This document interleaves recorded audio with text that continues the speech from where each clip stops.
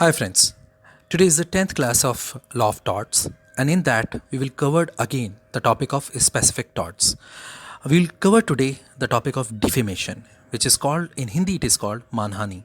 So this defamation we will cover today, and that will be end of specific torts. So let's start. First of all, we should know what a defamation is. Defamation stands for loss of reputation in society. So if because of some act, if somebody who's a victim of loss of his reputation in the society, then the person who's causing the act, who's creating the act to that person or causing the loss of reputation can be charged for the defamation. So in English law, defamation is of two types. One is oral and another is written. The oral defamation is called as a slander, while the written is called as a libel. Now, what are the elements of defamation? There are three elements of defamation. The first is that the statement should be defamatory. Defamatory means it is sufficient to change the image of the person in the society. So the first necessary element for the defamation is that there should be a statement which should be defamatory. The second element is the statement should refer to the plaintiff. It should not happen that the statement is defamatory but the name or the reference of the plaintiff is not there. Then in that case it cannot be held under defamation. So it must be defamatory and it should refer the plaintiff. And the third and the most important point is that the statement should be published. If it is not published, if it is in private, it's not a matter of defamation. Now let's investigate all these elements one by one in view of case laws. The first element, as I said, is a statement should be defamatory, means it should be sufficient to change the image of a particular person in the society. So the case here which I would like to refer first is D.P. Chaudhary versus Manjulata.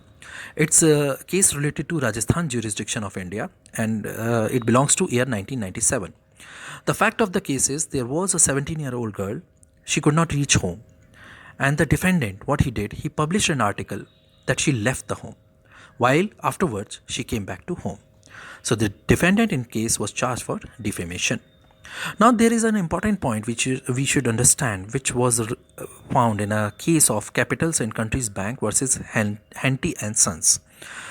The term was discovered was innuendo, which in Hindi is called vakrokti. So this innuendo, which is not correct, what it is a word having two meanings. One is a literal meaning and another one is hidden meaning. So such words also treated equally valid while determining the effects of the defamation. Means providing or issuing such words can be the reason based on that you can be held liable for defamation. Now let's see another case related to defamation, which is Tolley versus J.S. Fry and Sons Limited. It is 1931 case of AC belonging to English jurisdiction. The fact of the case are that the plaintiff here is a golf player, and the defendant, without his permission, published his cartoon with a chocolate coming out of his pocket. So the plaintiff took this case to into the litigation, and the defamation was proved. Similarly, there was a case which is Cassidy versus Daily Mirror Newspaper Limited. In that, Mr. Cassidy, who was not living with his legal wife, but it was not a matter of divorce. He was just separated and he was living with his apart from his wife. And defendant, what he did, he published that she got engaged to Mr. Cassidy.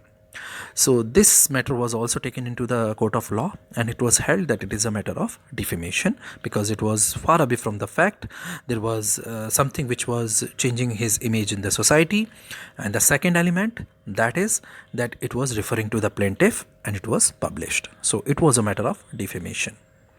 So the second element we have just seen that it should be the statement should refer to the plaintiff, and for that we have seen the example of Cassidy case just now, because in that it was referring to the plaintiff, which was Mr. Cassidy. Now the third element is the statement should be published. In all previous cases which I referred, if you see, there was a publishing of the defamatory statements in the newspapers. So these all can be taken as an example of defamation because there was a publishing of the defamatory content.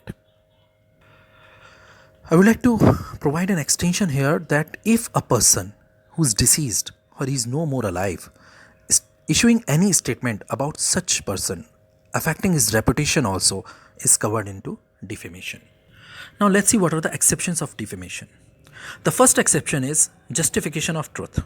Means if you issue anything related to a person which later you can prove that it was truth and it was not rumor, then you will not be held liable for a defamation.